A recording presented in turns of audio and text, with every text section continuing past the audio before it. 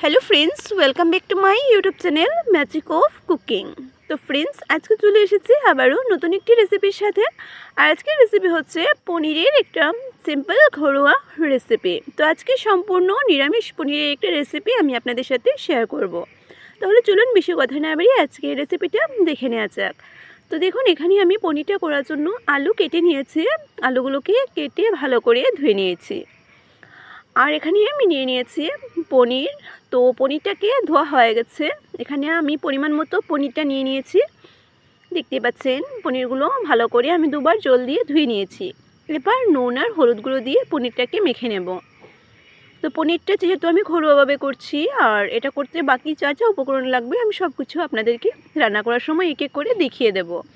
আর এখানে আমি ফোড়নের মধ্যে দেখুন নিয়ে নিয়েছি দুটো তেজপাতা, গোটা গরম মশলা, একটা শুকনো লঙ্কা, সামান্য হিং নিয়েছি আর সাথে নিয়ে নেব সামান্য কালো জিরে। তো ফোড়নটা আমার রেডি করা হয়ে গেছে। এবার সবার প্রথমে গ্যাস অন করে একটা কড়াই বসিয়ে দেব। সবার প্রথমে পনিরগুলোকে ভেজে নেব। কড়াইটাকে গরম করে এবারে দিয়ে দিচ্ছি সর্ষের তেল। আর পুরো রান্নাটা আমি সর্ষের তেলেই করব। এবার তেলটাকে ভালো করে গরম করে নেব। তো তেলটা গরম হয়ে গেছে। এবার তেলের মধ্যে সামান্য নুন দিয়ে দিচ্ছি যাতে পনিরগুলো খুব সুন্দরভাবে ভাজা হয়ে যায়, কড়াইয়ের নিচে লেগে না যায় সেই জন্য। এবার এই নুন হলুদ দিয়ে মেখে রাখা পনিরগুলোকে এবার বেছে নেব।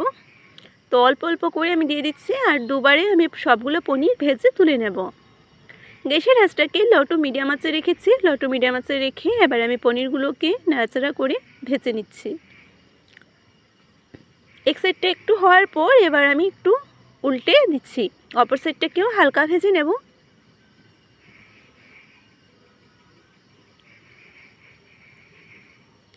তো দেখুন পনিরগুলো ভাজা হয়ে গেছে। খুব একটা বেশি লাল করে ভাজবো না, না হলে কিন্তু পনিরগুলো শক্ত হয়ে যায়। হালকা একটু ভেজে তারপরে তেল ছড়িয়ে তুলে নেব। তো বাকি পনিরগুলো এবার ভেজে নিচ্ছি।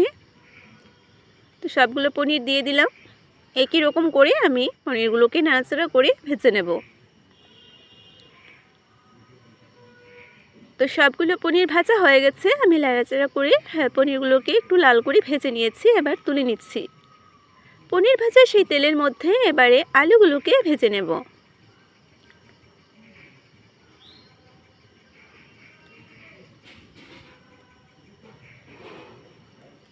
তো এবারে পরিমাণ মতো নুনটা দিয়ে দিচ্ছি আর নুনটা দিয়ে ভালো করে নাড়াচাড়া করে আলুটাকে ভেজে নেব। যারা প্রথমবার আমার আজকের এই ভিডিওটি দেখছেন তারা ভিডিওটি শেষ পর্যন্ত দেখবেন আর ভালো লাগলে লাইক শেয়ার সাবস্ক্রাইব করে পাশে থাকবেন। তো আলুটাকে নাড়াচাড়া করে একটা ঢাকনা দিয়ে ঢেকে রাখছি যাতে আলুগুলো ভাজা হওয়ার সাথে সাথে সেদ্ধ হয়ে যায়।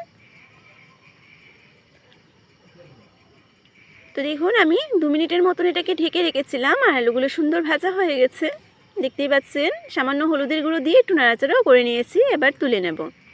আলু ভাজা সেই তেলের মধ্যে এবারে ফোড়নটা দিয়ে দিচ্ছি। তো ফোড়নে যা যা নিয়েছি তেজপাতা, গোটা গরম মশলা, শুকনো লঙ্কাটা দিয়ে দিলাম। এবারে দিয়ে দেব হিংটা দিয়ে দিচ্ছি আর দিয়ে দেব কালো জিরে। এবার ফোড়নটাকে হালকা ভেজে নেব। তার মধ্যে এখানে আমি আদা কুচিটা দিয়ে দিচ্ছি। তো সব কিছু এবার ভালো করে একটু নাড়াচাড়া করে ভেজে নিচ্ছি। ভাজাটা হয়ে গেছে। এবারে এখানে ভেজে রাখা আলুগুলোকে দিয়ে দেব।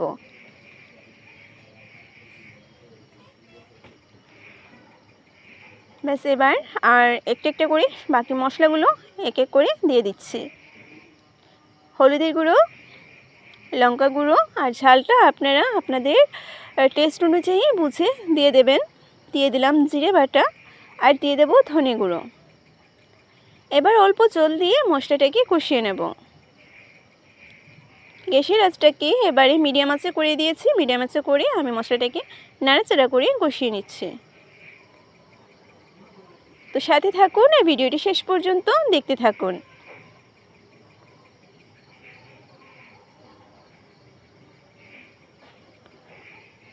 তো দেখুন আমি মশলাটাকে কষিয়ে নিয়েছি।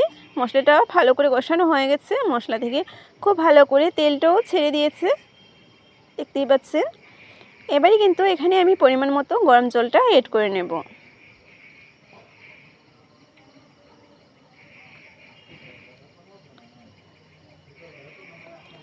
জলটা দিয়ে দিয়েছি। এবার ভালো করে মিশিয়ে তারপর একটা ঢাকনা দিয়ে ঢেকে রাখবো। আর পরিমাণ মতো এখানে নুনটাও আমি অ্যাড করে দিয়েছি। আর দেখুন ঝোলটা খুব ভালো করে ফুটে এসেছে। এবারে ভেজে রাখা পনিরগুলোকে দিয়ে দিচ্ছি।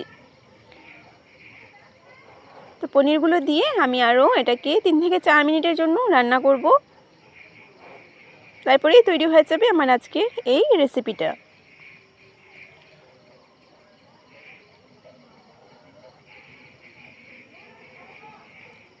তো দেখুন আমি 3 মিনিটের মতো এটাকে রান্না করে নিয়েছি। আর এবারে সব শেষে এখানে আমি দিয়ে দিচ্ছি অল্প ঘি। তো সামান্য ঘি এখানে আমি দিয়ে দিলাম। আর ঘিটা অপশনাল, এটা আপনারা চাইলে দিতে পারেন, নাও দিতে পারেন। তো তৈরি হয়ে গেল আমার আজকের রেসিপি। এবার একটা প্লেটের মধ্যে নিয়ে নিচ্ছি। তো দেখুন বন্ধুরা, আমার আজকে আলু দিয়ে পনিরের এই নিরামিষ তরকারিটা তৈরি হয়ে গেছে। একদম সিম্পল, একদম ঘরোয়াভাবে আমি করে নিলাম আজকের এই পনিরের তরকারিটা। তো কেমন হয়েছে আমার আজকের এই রেসিপিটা যদি ভালো লাগে অবশ্যই লাইক করবেন, শেয়ার করবেন, সাবস্ক্রাইব করে পাশে বেল আইকনটিতে ক্লিক করে দেবেন, যাতে আমার চ্যানেলে আপলোড করা ভিডিওগুলো সবার আগে আপনাদের কাছে পৌঁছে যেতে পারে।